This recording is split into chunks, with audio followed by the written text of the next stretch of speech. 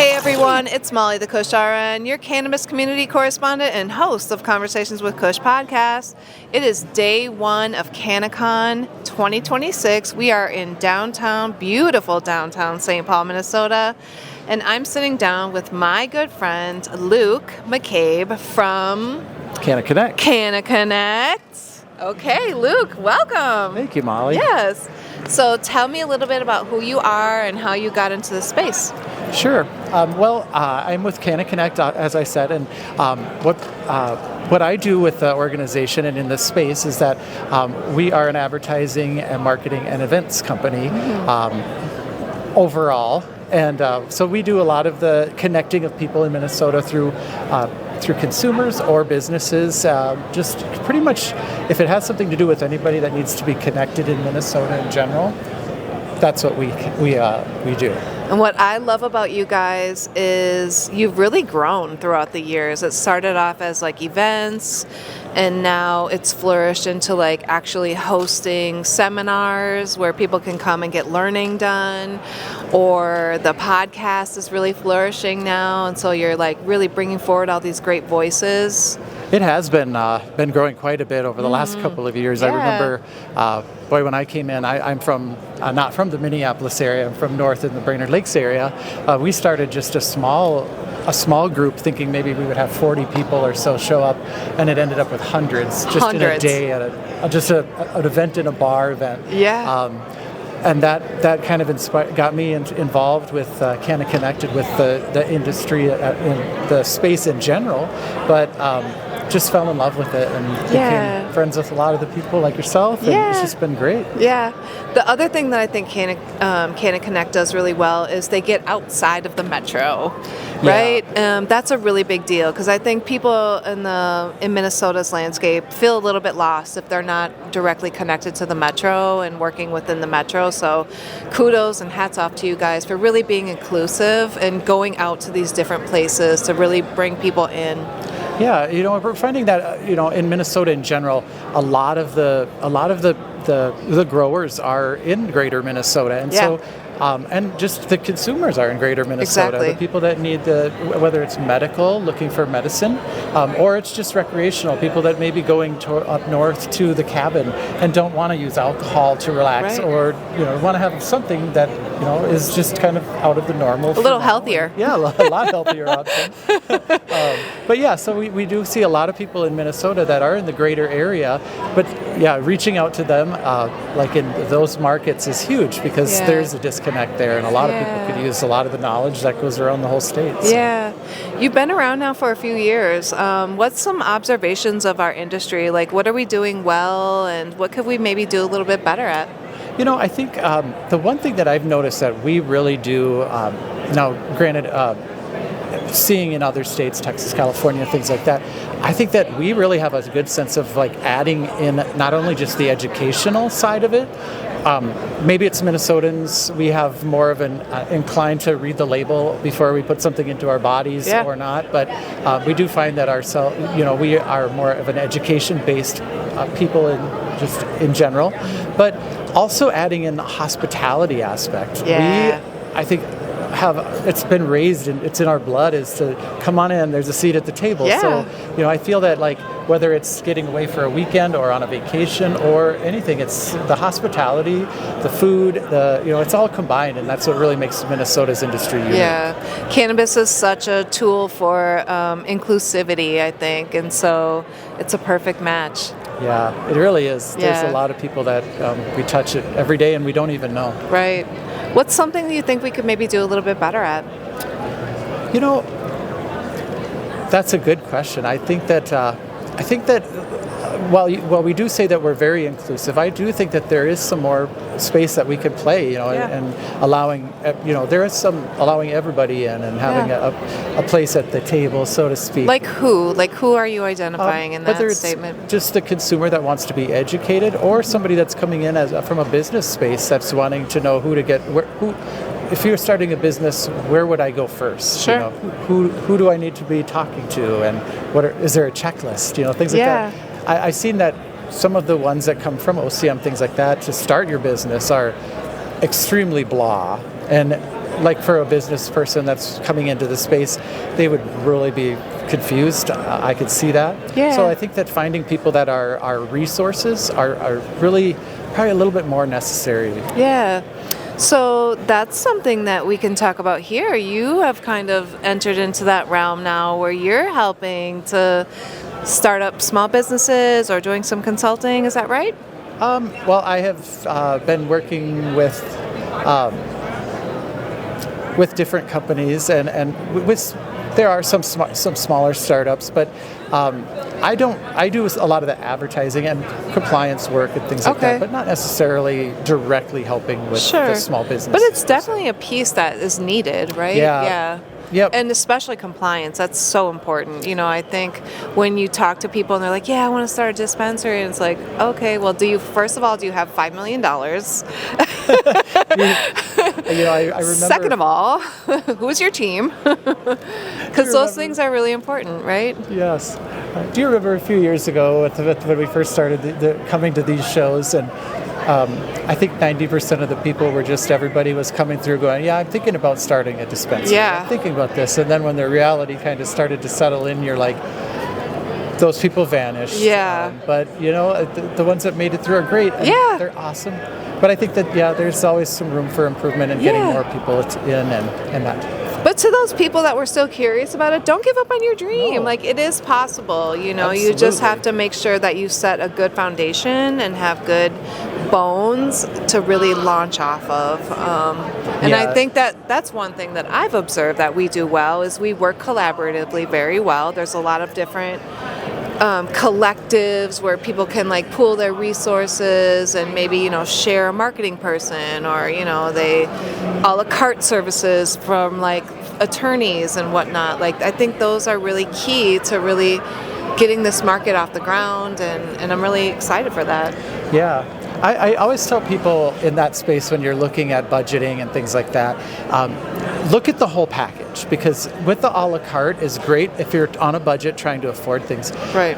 And it's great for like us as consumers too, but sometimes if we just wait and think a minute or look at the product too as it evolves a little bit longer. I've seen a few examples where like the marketing, for example, and things, it sounds great that I could just get on this commercial for 30 days or something on, let's say Facebook, for example, or Meta. But if you had read some other packages that are out there, then it includes, like extra advertising here and there, and your sponsorships on other things. So I think that there is, I love the a la carte because that's how a lot of everybody has to start out. You have to pick and choose, kind of like going to the grocery store on a budget.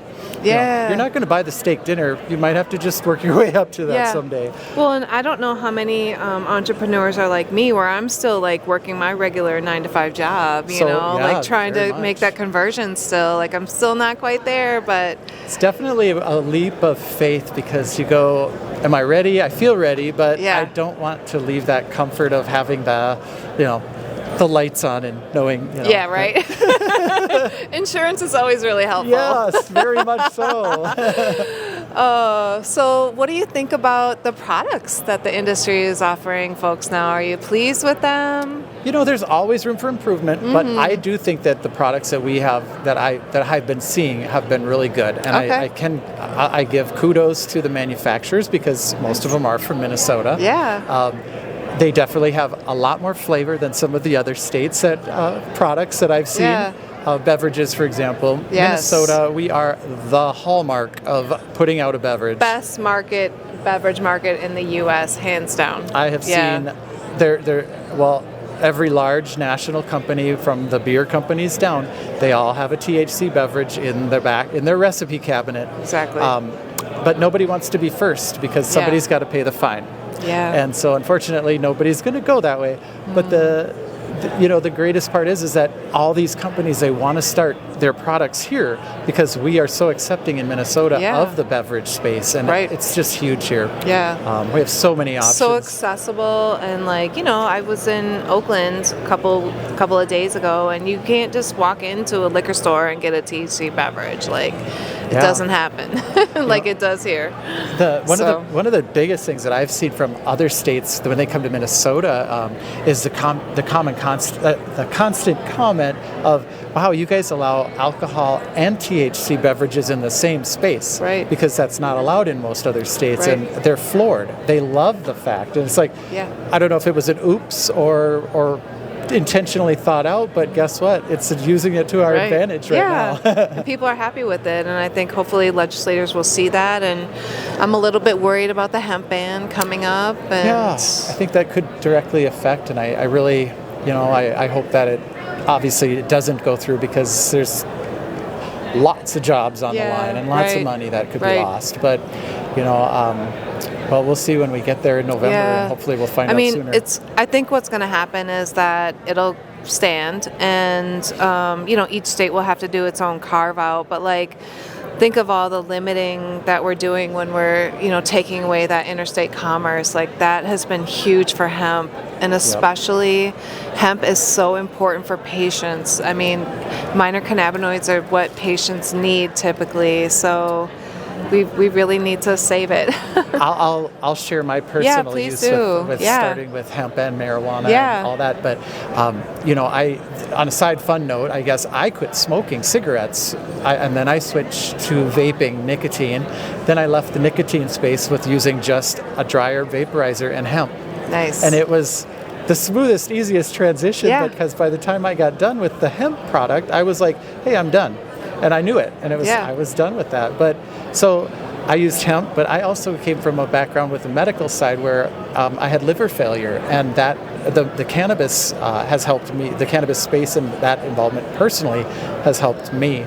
That's awesome. Immensely. In fact, my specialists, the last time I went in, they were saying that they couldn't see anything wrong. Wow. That's an impressive change. That's awesome, Luke. Yeah, congratulations on that. Their advice was just keep doing what you're doing. Yeah, that's good. That's good. I'm glad that they said that. At least they had enough wherewithal to be like, okay, whatever you're doing is working, you know. So one reflection that I have from CanMed is that we talk a lot about cannabis as a tool for managing symptoms, but CanMed really brings that research and those conversations forward.